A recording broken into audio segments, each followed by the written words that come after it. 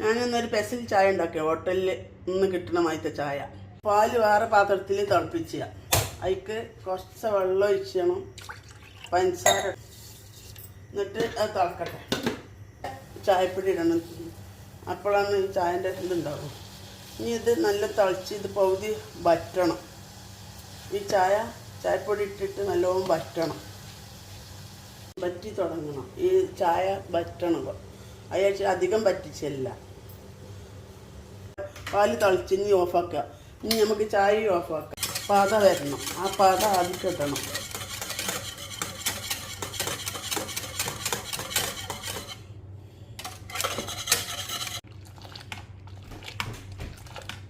നമുക്ക് ആദ്യം കിട്ടേണ്ടത് ഇങ്ങനത്തെ ഈ പാത.